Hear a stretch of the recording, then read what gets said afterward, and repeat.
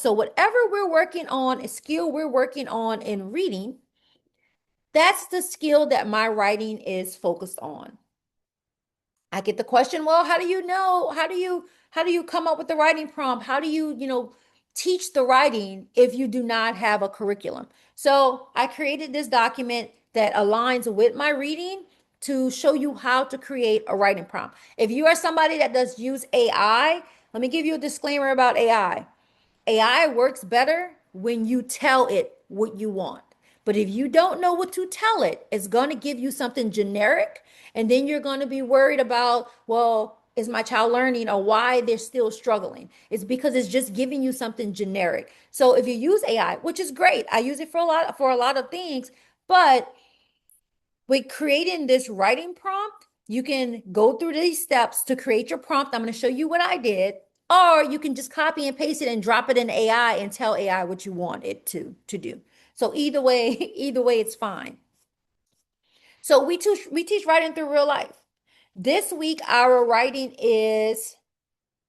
I'm going to share with you guys. This is my daughter binder. Before we get into it, I want to just share, just how another way we keep track of everything, and then how we get to her writing. This is a binder, and in our binder we keep everything. So these are her writing prompts.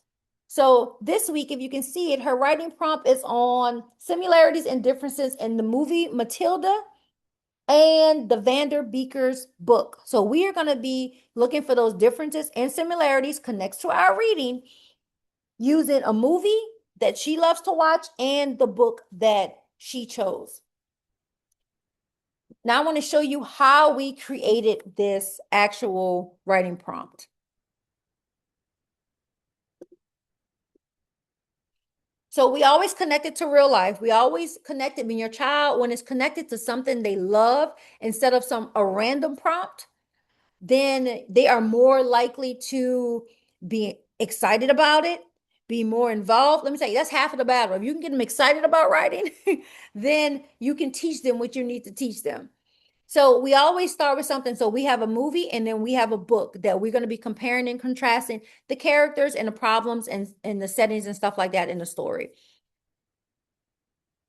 The first thing to do is understand how writing progressed from ages 8 to 14.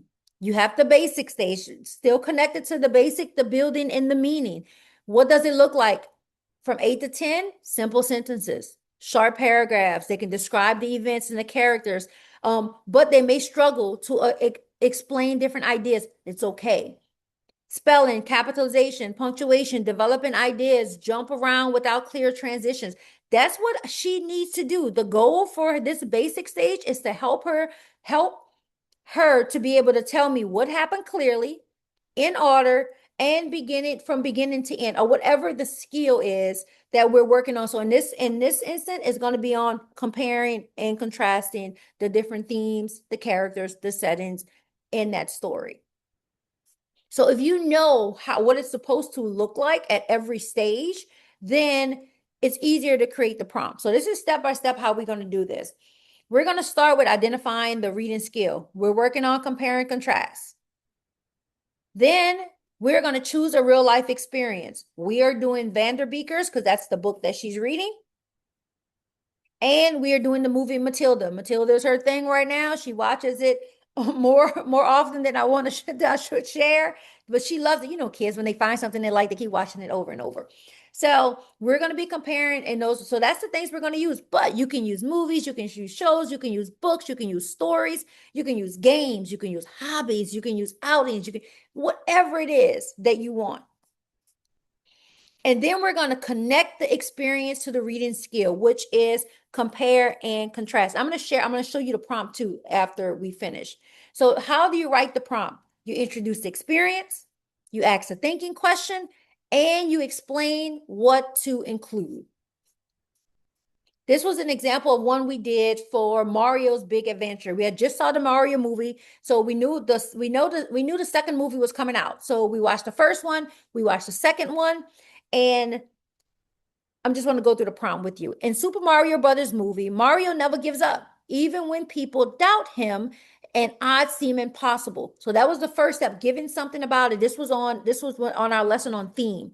His determination carries him through every obstacle and training failures to final battle. So I gave her that, just that little clip of, the overall of the story. And then she had to think of a moment in the movie when Mario faced a challenge and kept trying anyway. What theme does the moment reveal about perseverance, belief, or courage? And then write a short response explaining the theme of the movie and how specific scenes from the film support that theme. That's what we got from those first steps. And if you struggle with those steps, I also have something in here to help you with it. I'm gonna share as we get to the bottom. And then what to include in the response. I'm going to I included the theme statement. I gave 2 examples from the movies. I explained the connection and the real life connection. So all of these things need to be in it. Again, if you're somebody that use AI, you can literally just copy down, type in the skill, and it'll pop out what is it called? A pop out a prompt for you, and it'll give you all of these things. But it's important for you to tell them what you want instead of them just give you something.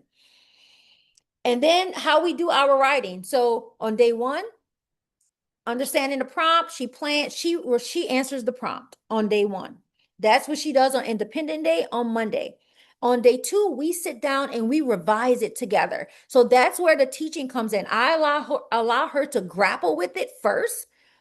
So when we get to day 2 and I'm teaching and I'm modeling, I'm going through those steps with her, she's having those moments, but she was able to think for herself. She was able to have the whatever problem she might have had, and now she can have that moment when, oh my God, like this is why I struggled here. So it's important to let your child struggle with it first, because that's building their thinking skills. Then she types it. And then we use for grammar, we don't have like a set grammar curriculum, but we use grammar edits. So we teach the skills through editing the writing. So whatever, after she types her version, and then I'm gonna share this. On that day when she types the final version, when you get those grammar errors that pops up, there's underlined in red or structure. We have Grammarly on our computer where it'll show her like this is fix it for whatnot. That's teachable moments, y'all. This is why this was highlighted in red. This is that's Grammar Live. And then we print it out and then we fix the grammar. We go through using the grammar fix it process to identify the verbs, the noun, whatever we're working on. We're working on subject verb agreement. So whatever we're working on in grammar that week, we use her writing to do that. And before I share the writing with you, I want to go to share this with you. If you have somebody that struggles, if you're one of those people that has somebody, that child struggles and you need to break down the writing prompt, this is how you deconstruct the writing prompt. I have step-by-step instructions on directions on how you can do that if you have a struggling writer. And then on those days when you plan, if you don't know what that looks like, if you don't know what questions that you need to ask as you're going through it, then I have the plan to writing 5 minutes to thinking before you're writing, so you can just guide them through that process. And I have an example every step of the way. And then they write, and then there's their first draft. And then I have what it looks like from ages 8 to 11, 11, 12, 11 to 12, and then 12 to 14. So if you're not sure what your child writing looks like, and then the revise day. It's okay if you don't know the steps to revise. I have that in here as well for you to be able to go through that prompt with them. My advice would be, just like we're planning today, I look through it before I go into it. And I kind of, I know your child. You don't have a classroom for the kids. You have a few kids. You know where they may struggle.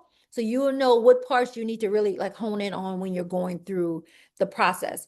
And then again, they type the final version and then we edit it for grammar. But if you're like, you know what, this seems like a lot, like I want to do the writing prompts, I don't want to use AI.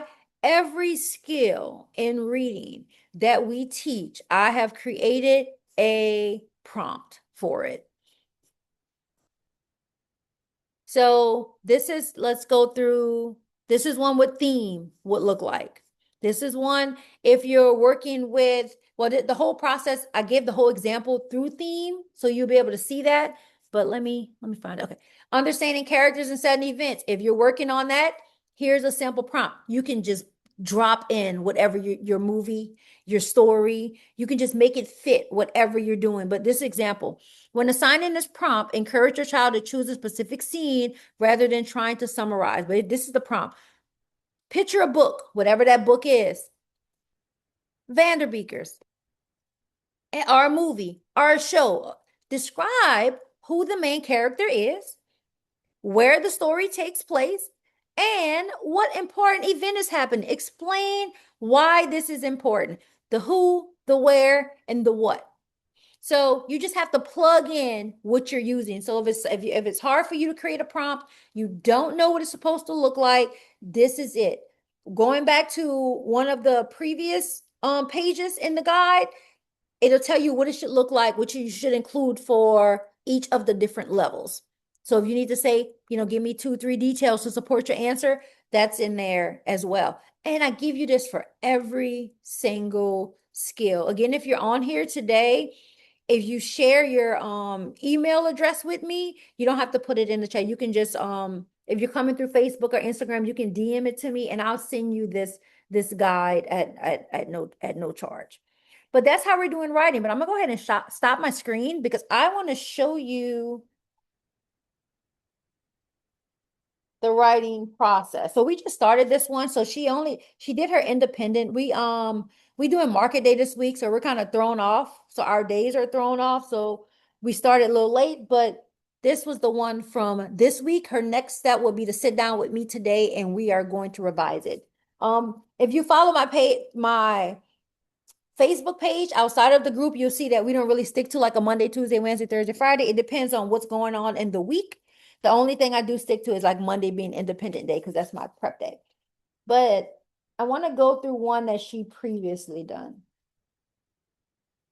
So this was the one on following the journey from searching for her parents to finding a family. So last week it was on plot, and we watched the movie Annie. So this was her first draft, but after we revised it, she typed it, and as you can see, all her little grammar marks on there, her nouns, her adjectives.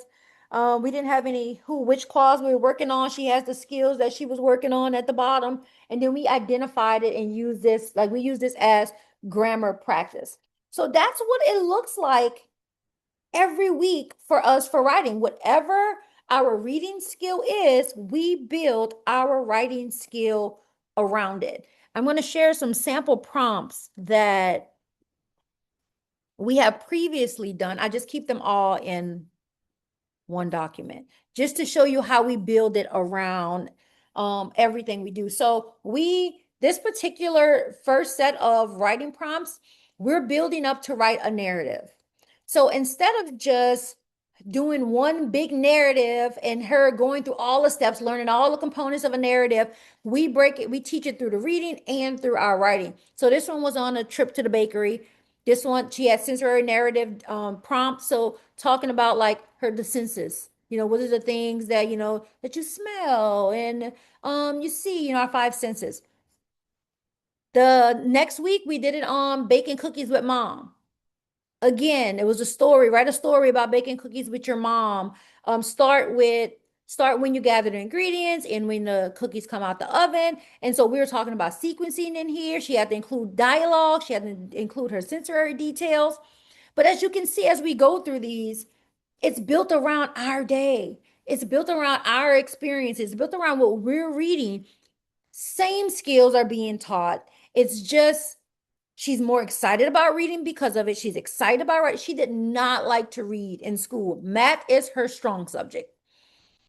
So when it came to reading, like it was like pulling teeth. But now she loves it because she's picking the book. And by me reading aloud with her on some days, that gets her more excited. Because sometimes kids are reading and you want them to read, but they don't understand what they're reading. So that's where the read aloud comes in. But as you can see, we have Weekend with Grandma, getting ready for market day, serving at church. All of our writing our prompts are built around what we are already doing.